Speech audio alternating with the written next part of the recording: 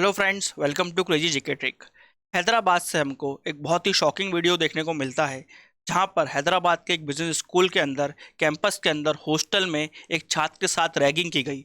और इस रैगिंग के अंदर 10 से 12 छात्र इन्वॉल्व थे। यहां पर उस छात्र को जिसके साथ रैगिंग हुई है उसके साथ मारपीट हुई है, उसके साथ सेक्सुअल असॉल्ट हुआ है, उसको जान से मारने की धमकी दी जा रही थी और उसको केमिकल्स खिलाए गए, पाउडर खिलाए गए। यहाँ पर उसको अटेम्प्ट टू मर्डर का केस भी बनता हुआ दिखता है। तो फ्रेंड्स, आखिरकार हैदराबाद में रैगिंग का केस क्या है, इसको आज हम समझेंगे। साथ ही में यहाँ पर हम बात करेंगे रैगिंग के बारे में। इंडिया में क्या कायदे कानून है रैगिंग को लेकर, किस तरह से रैगिंग से बचा जा सकता है, क्या काम हमको करना चाहिए ताकि रैगिंग की जैसी घटना हमको इंडिया में देखने को ना मिले। यहाँ पर गवर्नमेंट ने क्या पॉलिसी बनाई है उसको भी हम डिस्कस करेंगे। आइए फ्रेंड्स, चालू करते हैं आज का सेशन।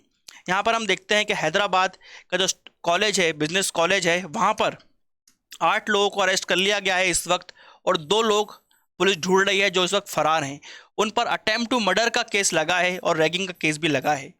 यहाँ पर ये मुद्दा है, ये हुआ ये कि जो स्टूडेंट जिसके साथ रैगिंग की गई, उसने कुछ समय पहले कॉलेज की एक छात्रा के साथ चैटिंग की इंस्टाग्राम पर, जहां पर उसने कुछ आपत्तिजनक टिप्पणी करी, ऐसा छात्रा का कहना है।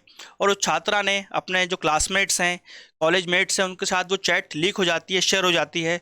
और ये चैटिंग जो है, ये चैट जो है फैल जाती है पूरे कॉलेज के अंदर। उसके बाद कुछ कॉलेज के लड़के यहाँ पर, उस फर्स्ट ईयर का स्टूडेंट था, लॉ कॉलेज का स्टूडेंट था, वो उसके हॉस्टल रूम में जाते हैं और उसके साथ मारपीट करते हैं, सेक्सुअल असॉल्ट करते हैं। अटेम्प्ट टू मर्डर का केस यहाँ पर लगा, उसको मारने की धमकी दी जाती है, कुछ केमिकल्स और पाउडर भी खिलाया जाता है। तो फ्रेंड्स, ये पूरा मुद्दा है। इसको अगर हम पूरे ध्यान से समझें तो यहाँ पर जिस छात्रा का ये कहना है कि जिस छात्रा ने बोला कि कुछ आपत्तिजनक चैट हुई थी, उस चैट को लेकर वो छात्रा पुलिस के पास जा सकती थी, कॉलेज एडमिनिस्ट्रेशन के पास जा सकती थी, तो शायद ये केस ना होता। तो यहाँ पर बहुत इंपॉर्टेंट है कि स्टूडेंट्स इस बात को समझें कि आपके पास लॉ एंड ऑर्डर है देश में, उसका आप यूज़ करिए, ना कि आप इनफॉर्मल यूज़ करें, अपने फ्रेंड्स को बताएं, जो लीगल तरीका है उसको अपनाया जाए। यहाँ पर जो रैगिंग का मुद्दा बना है, यहाँ से ये चीज़ें बनना चालू होती हैं। यहाँ पर ये आरोप भी लग रहे हैं कि कहीं ना कहीं कुछ कम्युनल एंगल है इस केस के अंदर, क्योंकि जो वायरल वीडियो चल रहा है इस वक्त रैगिंग का, उसके अंदर जिसके साथ रैगिंग हो रही है वो जय माता दी बोलता हुआ दिख रहा है, अल्लाह अकबर बोलता हुआ भी दिख रहा है। तो लोगों का कहना है कि कहीं ना कहीं कुछ सांप्रदायिक एंगल भी हो सकता है। उसके बारे में कंफर्म नहीं है। पुलिस का ये कहना है कि जो लोग अरेस्ट किए गए हैं, यहाँ पर 10 आरोपी हैं, उनमें से जो 8 अरेस्ट किए गए हैं और पूरे 10 मिलाकर यहाँ पर देखा जाए तो वो डिफरेंट रिलीजन को बिलोंग करते हैं, अलग अलग धर्म से आते हैं। तो धर्म का एंगल यहाँ पर पुलिस ने नकारा है। फिर कुछ लोगों का कहना है कि हो सकता है इसके अंदर दक्षिण भारत और उत्तर भारत के बीच की जो लड़ाई होती है कई बार, उसको लेकर यहाँ पर बदला निकाला गया हो, उसका कुछ एंगल हो। तो ये सब रूमर्स हैं, इन पर ध्यान नहीं देना चाहिए। पुलिस का कहना है कि रैगिंग का केस है, कॉलेज की बात है, उसको उसी एंगल से कॉलेज जो है यहाँ पर देख रहा है और पुलिस भी उसी एंगल से इन्वेस्टिगेट कर रही है। पुलिस का यहाँ पर कहना है कि छात्र ने जब रैगिंग हुई, 1 हफ्ते पहले के आसपास की ये घटना है, उसी समय यहाँ पर उसने कॉलेज प्रबंधन से कंप्लेन की थी। कॉलेज प्रबंधन ने कुछ खास एक्शन नहीं लिया। उसने गवर्नमेंट अथॉरिटीज़ को लेटर लिखा और वहाँ पर उसने बताया कि उसके साथ क्या घटना हुई है। तब पुलिस एक्शन में आती है, 8 लोगों को अरेस्ट करती है और 2 लोग अभी फरार हैं। पुलिस ने यहाँ पर जो कॉलेज के कमेटी मेंबर्स होते हैं, एंटी रैगिंग स्क्वाड के कॉलेज के वार्डन जो होते हैं, 10-12 लोगों को नोटिस दिया है कि वो आके समझाएं कि उनके कॉलेज में आखिरकार ऐसी घटना कैसे हुई। यहाँ पर जिसके साथ ये घटना हुई है, उन्होंने बताया कि रैगिंग के समय उनको पीडोफाइल बुलाया गया। पीडोफाइल का ये मतलब होता है ऐसा व्यक्ति जो बच्चों के प्रति सेक्सुअली अट्रैक्टेड होता है, उसको पीडोफाइल बोलते हैं। तो ये अपशब्द बोले गए उसको रैगिंग के दौरान, सेक्सुअली उसको हरेस किया गया, प्राइवेट पार्ट्स पर उसको मारा गया। कॉलेज के जो यहाँ पर सीनियर्स थे उसको स्ट्रिप करने को बोल रहे थे, कपड़े फाड़े गए उसके, उसकी निजता का जो हनन है वो किया गया है। बेसिकली यहाँ पर right to privacy was invaded, ऐसा कहा गया है कंप्लेन में। जो छात्र ने कंप्लेन करी है उसमें ये सब कहा गया है और वीडियो जो आया है उसमें ये चीज़ जाहिर भी होती है कि ऐसी चीज़ उसके साथ हुई है यहाँ पर। तो पुलिस ने यहाँ पर Telangana prohibition of ragging act, इसके तहत कार्रवाई चालू करी और इसके अंदर आईपीसी की धाराएं, बहुत सीरियस धाराएं यहाँ पर लगाई हैं पुलिस ने। अटेम्प्ट टू मर्डर 307 सेक्शन लगाया गया आईपीसी का। क्रिमिनल इंटिमिडेशन आईपीसी का सेक्शन 506 लगाया गया है।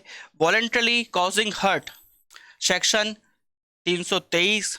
House trespass to commit offence, किसी के घर में घुसकर अपराध करना, सेक्शन 450। रॉन्गफुल कन्फाइनमेंट, जबरदस्ती किसी को रोक के रखना या फिर बंदी बनाना, सेक्शन 342। ये सब बहुत ही सीरियस सेक्शंस हैं, क्रिमिनल सेक्शंस हैं जो यहाँ पर स्टूडेंट्स पर लगे हैं। तो अगर यहाँ पर जो स्टूडेंट्स हैं लॉ एंड ऑर्डर पर विश्वास रखते, पुलिस के पास डायरेक्टली जाते, तो रैगिंग करने की ज़रूरत नहीं थी। आप लॉफुली भी कुछ चीज़ें सॉल्व कर सकते हो। कॉलेज पर भरोसा रखना चाहिए था, कानून को अपने हाथ में लेने की ज़रूरत नहीं है। ये बात नोट करना चाहिए यहाँ पर हर स्टूडेंट को, हर छात्र को। तो फ्रेंड्स, बात आती है कि इंडिया में आखिरकार रैगिंग के केस हमको क्यों देखने को मिलते हैं। Coalition to uproot ragging from education, ये एक ग्रुप है क्योर करके, जिसने बताया है कि इंडिया और श्रीलंका दो ऐसी कंट्री है जहां पर सबसे ज़्यादा केसेस देखने को मिलते हैं हमको रैगिंग में पूरी दुनिया में। पूरी दुनिया के अंदर इंडिया के अंदर रैगिंग के केसेस इतनी भारी मात्रा में हमको देखने को मिलते हैं। यहाँ पर कुछ डाटा है, एंटी रैगिंग सेल का डाटा, जो आपको बताता है कि पिछले साल 2021 में 511 केसेस आए थे। 2019 में, उसके बाद हम देखते हैं कि 2019 केसेस आए थे 2020 में, यानी कि पिछले 2 सालों में केसेस थोड़ा कम है। क्यों कम है? क्योंकि कॉलेज कोविड की वजह से बंद थे। 2019 में 1000 से ज़्यादा केसेस हैं। 2018 में भी हमको 1000 से ज़्यादा केसेस देखने को मिलते हैं जिन पर रिपोर्ट फाइल की गई है। कंप्लेन की बात करें तो कंप्लेन का नंबर यहाँ पर कहीं ज़्यादा है। यहाँ पर फाइनली रिपोर्ट फाइल की गई है इन केसेस में, उनकी हम बात कर रहे हैं। किसने दिया ये डाटा? एंटी रैगिंग सेल ने दिया है। इंडिया की जो सेल है यूजीसी, यूनिवर्सिटी ग्रांट कमीशन की सेल ने। गवर्नमेंट ने भी कुछ लॉज बनाए हैं यहाँ पर, जैसे कि एक केस हुआ था विश्व जागृति mission versus central government case. यहाँ पर सुप्रीम कोर्ट ने प्रॉपर गाइडलाइंस दी थी रैगिंग को लेकर के, क्या क्या कॉलेज को व्यवस्था करनी चाहिए ताकि रैगिंग ना हो कैंपस में। उसके बाद हम देखते हैं राघवन कमेटी का गठन किया गया था ह्यूमन रिसोर्स डेवलपमेंट मिनिस्ट्री द्वारा, जिसने प्रॉपर गाइडलाइंस दी, जिसके गाइडलाइन के बेसिस पर यूजीसी ने एंटी रैगिंग सेल का गठन किया। एंटी रैगिंग लॉज बनाए गए, कायदे कानून बनाए गए कॉलेज के अंदर भी और कॉलेज के बाहर भी, ताकि छात्रों को मदद मिल सके। एक बहुत ही चिंताजनक केस हुआ था जहां पर अमन कचरू केस जो था, उसके अंदर एक छात्र की हत्या हो गई थी रैगिंग के दौरान। रैगिंग इस कदर ली गई थी कि उसकी बेचारे की हत्या हो गई थी यहाँ पर अमन। तो ये छात्र हिमाचल प्रदेश के मेडिकल कॉलेज में पढ़ता था, इसके साथ ये घटना हुई। इस साल की बात है, मध्य प्रदेश में एक छात्रा ने सुसाइड अटेम्प्ट किया था क्योंकि उसके साथ रैगिंग हो रही थी। ये भी एमपी में खंडवा क्षेत्र में मेडिकल कॉलेज है, वहाँ पर ये घटना हुई थी। तो रैगिंग के केसेस इस हद तक चले जाते हैं कि लोग सुसाइड करने पर भी मजबूर हो जाते हैं या फिर रैगिंग के दौरान उनकी हत्या भी हो जाती है। इस केस में भी यहाँ पर जो छात्र है उसका कहना था कि जो उसके साथ घटना हुई है उसके बाद वो बहुत आहत हुआ, ट्रॉमा में चला गया था और उसका सुसाइड करने का मन हो रहा था। तो ये चीज़ें हमको देखने को मिल रही हैं रैगिंग की वजह से। यहाँ पर जो राघवन कमेटी है उसने बहुत ही कॉम्प्रिहेंसिवली स्टडी करा था रैगिंग के मुद्दे को और डेफिनेशन दी थी यहाँ पर रैगिंग की। इस डेफिनेशन को जब आप पढ़ेंगे तो यहाँ पर साफ है कि सिर्फ रैगिंग ऐसा नहीं है कि मारपीट हो तभी रैगिंग है। यहाँ पर मौखिक रैगिंग के बारे में भी बताया गया। कई बार आप बोलकर भी लोगों को हरास कर सकते हो, बुली कर सकते हो, तो वो चीज़ भी रैगिंग के अंदर काउंट की जाएगी। सिर्फ फिजिकली नहीं, वर्बल रैगिंग भी होती है। तो आइए थोड़ा रैगिंग के टाइप्स को भी समझ लेते हैं। सबसे पहले हम देखते हैं ड्रेस कोड रैगिंग। यहाँ पर जूनियर्स जो होते हैं उनके लिए एक स्पेशल ड्रेस कोड दिया जाता है सीनियर्स द्वारा, वही वो कपड़े पहने ताकि अलग से पहचान में आए, कैंपस के अंदर उनकी पहचान हो सके। ड्रेस कोड रैगिंग इसको हम बोलते हैं। फॉर्मल इंट्रोडक्शन, सीनियर्स और जूनियर के बीच जब परिचय होता है, पहला फर्स्ट इंट्रोडक्शन, उस समय रैगिंग की जाती है। भाषा के आधार पर यहाँ पर छेड़ा जाता है, तरीके पर छेड़ा जाता है, तो इस चीज़ को लेकर भी रैगिंग की जाती है। इंट्रोडक्शन के नाम पर भी रैगिंग होती है, ड्रेस कोड के नाम पर भी रैगिंग होती है, इंट्रोडक्शन के नाम पर रैगिंग होती है। वर्बल टॉर्चर, अपशब्द कहे जाते हैं सीनियर्स द्वारा जूनियर्स को, जानबूझकर जूनियर से अपशब्द बुलवाए भी जाते हैं। वर्बल टॉर्चर ये भी रैगिंग का एक प्रकार है। उसके बाद हम देखते हैं सेक्सुअल अब्यूज़। कुछ केसेस में जूनियर्स के द्वारा सेक्सुअल एक्ट्स परफॉर्म कराए जाते हैं कैंपस के अंदर उनके सामने, और इन मुद्दों पर बात करने को कहा जाता है, इन मुद्दों को छेड़ा जाता है। यहाँ पर यौन शोषण भी होता है। तो ये बहुत ही गंभीर मुद्दा है, रैगिंग में ये चीज़ें भी होती हैं। उसके बाद हम देखते हैं कि एक्टिंग करवाई जाती है, बेवकूफ़ बनने की एक्टिंग कराई जाएगी, लोगों की नकल उतारने को कहा जाएगा, किसी जूनियर की नकल, किसी सीनियर की नकल, कई बार जानवर बन के बैठने को कहा जाएगा। तो आप एक मूर्ख की तरह बिहेव करें, रैगिंग में ये भी होता है। उसके बाद हॉस्टल रैगिंग, हॉस्टल के नए कायदे कानून बनाए जाते हैं, जूनियर्स के लिए अलग, सीनियर्स के लिए अलग, हॉस्टल रैगिंग में देखने को मिलता है। फाइनली ड्रग अब्यूज़ भी होती है, जहाँ पर नशीले पदार्थ का सेवन करवाया जाता है ज़बरदस्ती जूनियर्स को सीनियर्स द्वारा। तो ये रैगिंग के केसेस हमको देखने को मिलते हैं। एक टाइप की रैगिंग नहीं होती है, फिजिकल असॉल्ट तो है ही, उसके साथ बहुत सारे तरीके हैं जिससे रैगिंग हो सकती है। तो इन सबको भी नोट करना चाहिए, और किसी भी टाइप की रैगिंग हो तो उसको रोकना चाहिए। यहाँ पर कमेटी ने कहा है उसके खिलाफ कानून पूरे बने हुए हैं। अब बात आती है कि आखिरकार स्टूडेंट्स रैगिंग करते क्यों हैं, छात्र रैगिंग में लिप्त क्यों हैं। सबसे पहले जो साइकोलॉजिस्ट हैं, काउंसलर्स हैं, उनका ये कहना है कि जब कोई रैगिंग करता है तो उसको एक सेंस ऑफ अथॉरिटी मिलती है। तो सेंस ऑफ अथॉरिटी को पाने के लिए, साइकोलॉजिकल एडवांटेज लेने के लिए, अपनी अथॉरिटी जमाने के लिए कि हम सीनियर हैं आप जूनियर हो, इसको दिखाने के लिए रैगिंग ली जाती है कई बार। यहाँ पर रैगिंग कहीं ना कहीं प्रतिशोध की भावना से भी ली जाती है। इस केस में शायद लगता है प्रतिशोध की भावना से रैगिंग ली गई हो, रिटेलिएशन के लिए। तो ये भी एक तरीका होता है किसी को प्रतिशोध लेने का, किसी के खिलाफ कार्रवाई करने का। इस तरीके के लिए भी रैगिंग ली जाती है। कुछ लोगों के अंदर सैडिस्ट टेंडेंसीज होती हैं, सैडिस्ट व्यवहार। ये वो लोग होते हैं जिन लोगों को दूसरे के दुख से सुख मिलता है, नेगेटिव फीलिंग्स आती हैं तो उनको इन चीज़ों से सुख मिल रहा है, प्लेजर मिल रहा है दूसरों को दुख देखकर। तो ऐसे लोग रैगिंग में ज़्यादा इंडल्ज होते हैं अपने सेटिस्फेक्शन के लिए। यहाँ पर पेयर प्रेशर, जो सहपाठी हैं, जो साथ के लोग हैं, कॉलेज का जो एनवायरनमेंट है, कई बार उस एनवायरनमेंट में रैगिंग एक्सेप्टेबल देखी गई है तो लोग उसको गलत नहीं मानते हैं और उसके अंदर इंडल्ज हो जाते हैं, उसका भाग बन जाते हैं। यहाँ पर कई बार जो लोग रैगिंग दे रहे हैं उनको भी पता नहीं होता है कि उनके साथ रैगिंग हो रही है, उनको लग रहा है ये कॉलेज का एनवायरनमेंट ऐसा है। इसी तरीके से जूनियर और सीनियर इंटरेक्ट करते हैं, तो पेयर प्रेशर में, साथियों के दबाव में भी लोग रैगिंग लेते हैं और देते भी हैं कई बार। फाइनली जो रैगिंग है वो एक फैशन स्टेटमेंट की तरह काम करती है।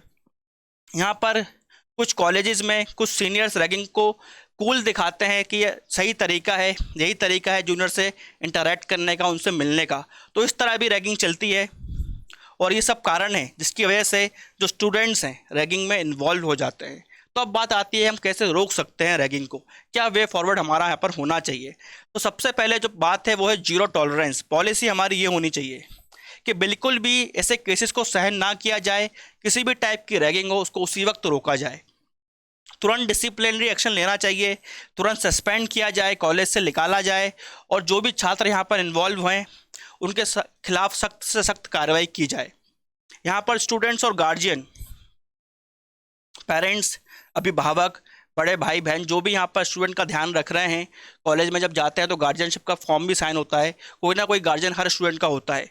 यहाँ पर गार्जियन का दायित्व है कि वो अपने स्टूडेंट से पूछे, लगातार अपने बच्चे से पूछे कि आपके साथ रैगिंग हो रही है कि नहीं हो रही है, तो किस तरह से अप्रोच करना है, किससे बात करनी है, उसकी तरफ गाइड किया जाए। दूसरी बात, यहाँ पर अभिभावक यहाँ पर ये भी पूछें स्टूडेंट से कि क्या कहीं वो खुद किसी की रैगिंग तो नहीं ले रहे हैं, वो किसी की रैगिंग तो नहीं ले रहे हैं। ये भी पेरेंट्स को पूछना चाहिए, अपने बच्चे को यहाँ पर बताना चाहिए कि रैगिंग ना लेनी है ना देनी है। दोनों तरफ से पेरेंट्स का, गार्जियंस का यहाँ पर काम है कि वो स्टूडेंट्स को अवेयर करें और रैगिंग करने से रोकें। फिर हम बात करते हैं पेयर सपोर्ट। जो क्लासमेट्स हैं आपके, जो आपके साथ स्टूडेंट्स पढ़ रहे हैं, वो आपको सपोर्ट दें, आप उनका सपोर्ट करें। हर चीज़ का असर सब पर अलग पड़ता है। एक इंसिडेंट का असर किसी पर बहुत बुरा पड़ सकता है, किसी को कुछ खास असर ना पड़े शायद। एक ही इंसिडेंट होता है मगर सब पर असर अलग अलग पड़ता है, क्योंकि उसके स्वभाव पर वो डिपेंड करता है। कुछ लोग डिप्रेशन में चले जाते हैं, कुछ लोग सुसाइड की तरफ बढ़ जाते हैं, कुछ लोग इस घटना को भूल भी जाते हैं, मगर किस पर क्या असर पड़ेगा इसके बारे में हमको पता नहीं है। इसलिए सपोर्ट बहुत इंपॉर्टेंट है। एनकरेज करा जाए कि रैगिंग को रोका जाए और रैगिंग के खिलाफ कार्रवाई की जाए। तो फ्रेंड्स, ये है वे फॉरवर्ड। अब बात आती है कि ज़रूरत क्यों है रैगिंग रोकने की, कितना इमरजेंसी बेसिस पर हमको क्यों काम करना है। क्योंकि फ्रेंड्स, जो इन्वायरमेंट है कैंपस के अंदर, कॉलेज के अंदर, वो जब तक अच्छा इन्वायरमेंट नहीं होगा तब तक हम अच्छे से पढ़ाई नहीं कर पाएंगे। जो स्टूडेंट का पोटेंशियल होता है वो जब तक बाहर नहीं निकल पाएगा, जब तक हम एक अच्छा इन्वायरमेंट नहीं देंगे पढ़ने के लिए। बच्चे वहाँ पढ़ने के लिए आए हैं, और जो ये यूथफुल जो स्टेज होती है आपकी, ये कहीं ना कहीं स्ट्रॉन्ग नेशन बनाने के लिए हमको एक अच्छी पढ़ाई और एक अच्छे वातावरण की ज़रूरत है।